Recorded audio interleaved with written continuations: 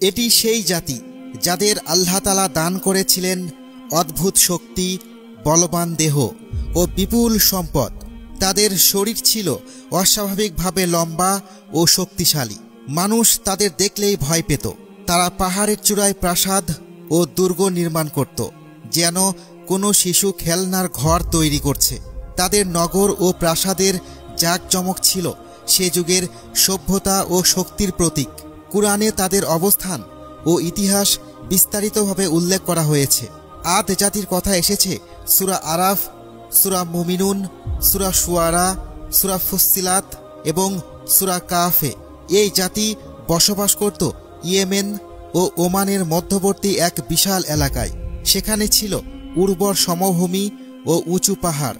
কুরআনের সূরা আল কাহফে আয়াত 21-এ স্পষ্টভাবে বলা আছে যে, স্মরণ করো আদ জাতির ভাই হুদকে, যখন তিনি তার জাতিকে আহকাফের ময়দানে সতর্ক করেছিলেন। আদ জাতি ছিল এমন এক সম্প্রদায় যাদের আল্লাহ তাআলা প্রচুর রিজিক ও শক্তি দিয়েছিলেন, কিন্তু কৃতজ্ঞ হওয়ার পরিবর্তে তারা অহংকারী ও উদ্ধত হয়ে গেল। তারা বিশাল স্তম্ভওয়ালা ঘরে বাস করত।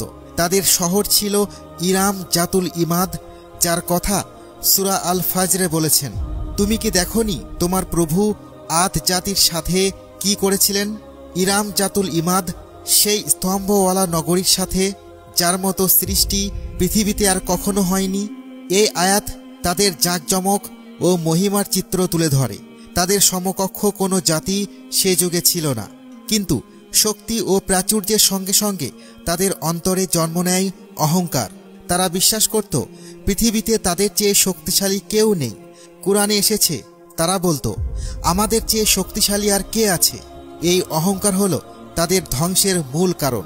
তখন আল্লাহ তাদের প্রতি প্রেরণ করলেন তার নবী হযরত হুদ আলাইহিসসালাম। তিনি তাদের তাওহীদের দিকে আহ্বান জানালেন, মূর্তি পূজা থেকে বিরত থাকতে বললেন এবং সৎ পথে ফিরে আসার জন্য উপদেশ দিলেন। কিন্তু এখান থেকে শুরু হলো তাদের পরীক্ষা। এক পাশে আল্লাহ ও তার রাসূলের আহ্বান, আর অন্য পাশে তাদের ক্ষমতা ও গর্ব। তারা নবীর উপদেশকে উপহাস করল। কুরআনে এসেছে, তারা বলেছিল, আমরা তোমাকে নির্বোধ মনে করি এবং তোমাকে মিথ্যাবাদী ভাবি। এমন কথা প্রকাশ করল তাদের হৃদয়ের গভীরের অবিশ্বাস ও গর্ব। হযরত হুদ আলাইহিসসালাম ধৈর্য ধরে জবাব দিলেন, হে আমার জাতি, আমার মধ্যে কোনো বোকামি নেই। আমি তো সমগ্র বিশ্বের রবের পক্ষ থেকে প্রেরিত একজন রাসূল।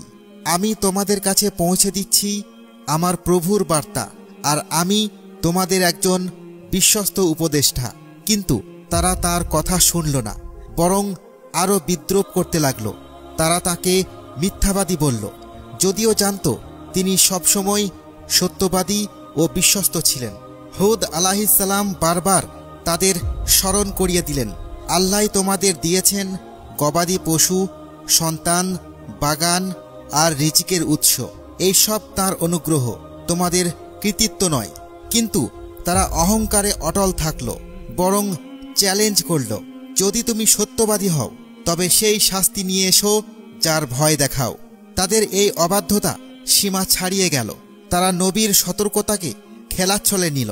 অবশেষে এলো সেই সময় যখন আল্লাহর শাস্তি নির্ধারিত হয়ে গেল। প্রথমে তাদের উপর এলো ভয়াবহ খরা। বছরের পর বছর বৃষ্টি বন্ধ থাকল, ক্ষেত খামার শুকিয়ে গেল, ঝর্ণাগুলো নিঃশেষ হলো। এটি ছিল শেষ সতর্কবার্তা, হয়তো তারা তওবা করবে। কিন্তু না, তারা তাদের মূর্তিগুলোর কাছেই বৃষ্টি চাইতে থাকল। একদিন তারা আকাশে একটি কালো মেঘ দেখতে পেল। তারা খুশি হয়ে বলল, এটাই সেই মেঘ যা আমাদের বৃষ্টি দেবে। কিন্তু বাস্তবে সেটি ছিল আযাবের মেঘ।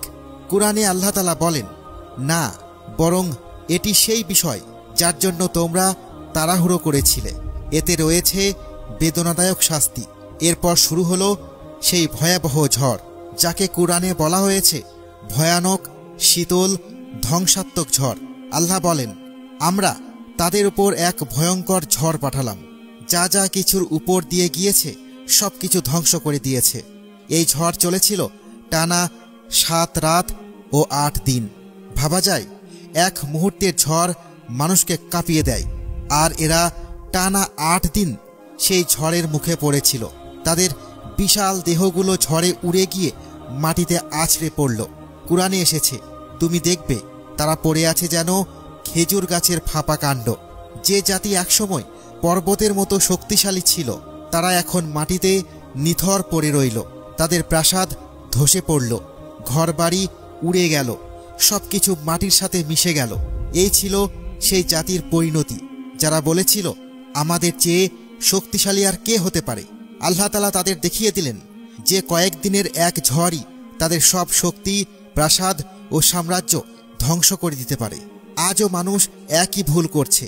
আমরা প্রযুক্তি, অস্ত্র, বড় বড় ভবন নিয়ে গর্ব করি, কিন্তু এক ঝড়, এক ভূমিকম্প বা এক বন্যা মুহূর্তে সব মুছে দিতে পারে। আদ জাতির গল্প কোনো কাহিনী নয়, এটি এক শিক্ষা। যখন মানুষ আল্লাহর নিয়ামত পেয়ে গর্বে অন্ধ হয়, তখন তার পরিণতি হয় ধ্বংস। আল্লাহর নিয়ম হলো, যখন শাস্তি আসে তখন ইমানদাররা নিরাপদ থাকে। হযরত হুদ আলাইহিসসালাম ও তার অনুসারীরা রক্ষা পেয়েছিলেন। এটাই কোরআনের বার্তা। শক্তির আসল মানদণ্ড দেহ নয়, বরং ঈমান। যে আল্লাহর সাথে সম্পর্ক রাখে, সফলতা কেবল তারই ভাগ্যে লেখা থাকে। আদ জাতির গল্প এখানেই শেষ নয়। ইতিহাসে এমন বহু জাতি এসেছে যারা নবীদের অমান্য করেছে, আর শেষ পর্যন্ত তারা ধ্বংস হয়ে গেছে। আল্লাহ এসব ঘটনা সংরক্ষণ করেছেন যেন মানুষ শিক্ষা নেয়, অহংকারে না পড়ে আর আল্লাহর সামনে বিনয়ী থাকে।